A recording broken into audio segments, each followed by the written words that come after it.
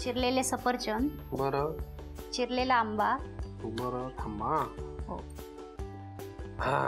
आंबा उन्हाळ्याची चाहूल लागलेली आहे. म्हणजे काय उन्हाळा किंवा आंबा येतो हे कसं लक्षात येतं? भाजी मंडईत गेल्यानंतर एक असा लांबून कुठेतरी आपल्याला आंब्याचा वास यायला लागतो. तसं आता सुरुवात झालेली आहे. आंब्याचा वापर आपण करूया. काय करायचं पुढे? पुढे काजू बदाम आणि पिस्त्याचे जे बारीक किसलेले आहे बर ते पण त्याच्यात टाकूया. बर बघा बरं किती. ओके पुढे थोडी किसमिस, वेलदोडा पावडर. बघा किसमिस एवढी पुरे बस. वेलदोडा पावडर, जायफळ पूड. आता जायफळ पूड. जायफळ पूड म्हणजे जे आपण बासुंदीमध्ये घातले ते सगळं याच्यात घालायचं. बर. आणि हे चांगलं मिक्स करून घ्यायचं. घ्या बरं करून मग. आणि त्यानंतर आपल्याला याचे छोटे छोटे बॉल तयार करायचे. घ्या बरं करून. हे बॉल्स तयार करून घ्यायचे. हो थोडे प्रेस करून तयार करायचे म्हणजे एक जीव झालं पाहिजे. बरोबर. आणि त्यातला पाण्याचा अंश निघून गेला पाहिजे. ठीक. म्हणजे पहिला टप्पा आपण बासुंदी तयार केली. आता आपण हे मिक्स फ्रूट बॉल्स तयार करतो. बॉल्स तयार. ठीक. हे झाल्यानंतर आपली पुढची कृती काय? ब्रेडला दूध लावायचं आपल्याला. बर ठीक. बर मग तुम्ही हे बॉल्स तयार करून घ्या. हो. ओके बासुंदी तयार झाली. मिक्स फ्रूट बॉल्स सुद्धा तयार झालेले आहेत. पुढे पुढे आता ब्रेड घ्यायचा. बरं. आणि ब्रेडला ओलं करायचं दुधाने. बर घ्या. त्याला फ्रेश ब्रेड असला तरी चालतो. बर ठीक. थोडं आपण प्रेस करून घेऊ. बर म्हणजे त्याचा सगळा कडकपणा निघून जातो. बर. त्यानंतर हे फ्रुट्स आपण तयार केलेले जे बॉल आहेत ते ह्याच्यात भरायचे स्टफिंग करायचं. बर. ते बंद करून घ्यायचं. ठीक.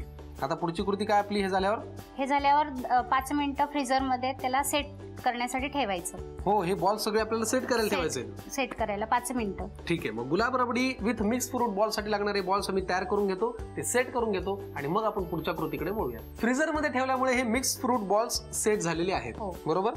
त्याला जरा एक मऊपणा जाऊन थोडासा एक कडकपणा आलेला आहे. आता काय करायचंय?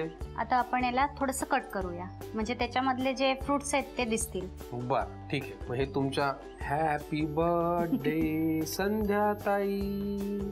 वा ड्रायफ्रूट सगळे दिसायला लागलेले आहेत. आता पुढे त्यानंतर आपण जी गुलाब रबडी तयार केलेली आहे ती त्याच्यावर स्प्रेड करायची. घ्या करून.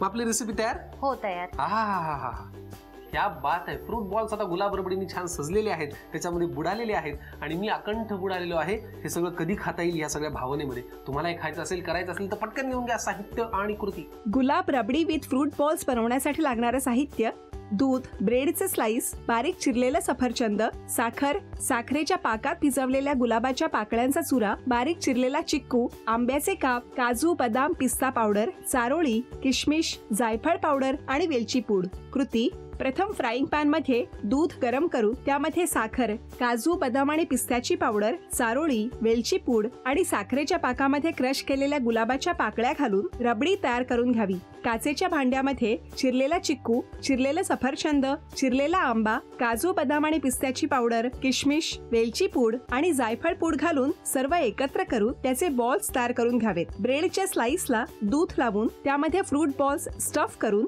ब्रेडच्या स्लाइसला गोल आकार द्यावा आणि फ्रीज मध्ये सेट करण्यासाठी ठेवून द्यावेत. सेट झालेले ब्रेडचे बॉल्स मध्यभागी कापून त्यावर गुलाब रबडी घालावी आणि सजावट करून डिश सर्व्ह करावी.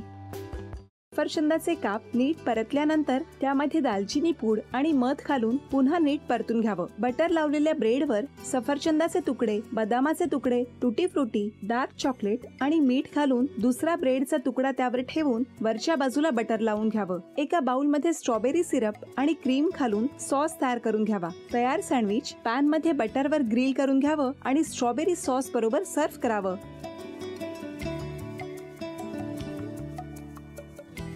हे जेव्हा बोलत होते तेव्हा मी बघत होतो की या दोघांनी स्वतःचा संसार उभा केलाच, पण स्वतःच्या संसाराबरोबर अनेकांच्या आयुष्यात आनंद निर्माण केला.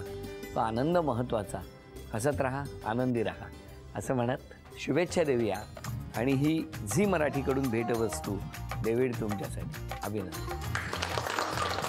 आणि वहिनींना तथास्तू पुणे यांच्याकडून ही पैठणी. अभिनंदन.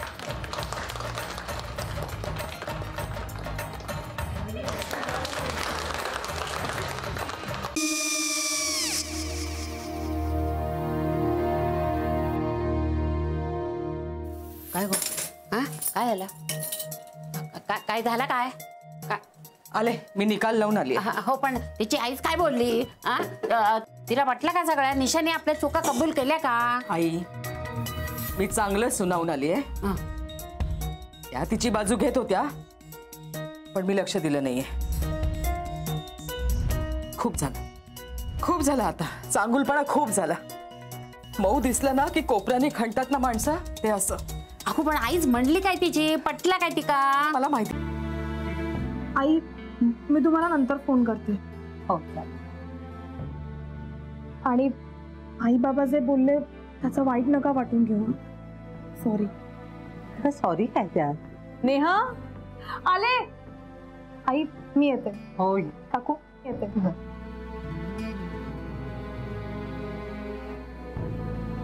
सावकाश जाग. हो हो. मग काय काकू, कधी उडवता लग्नाचा बार? बघूया.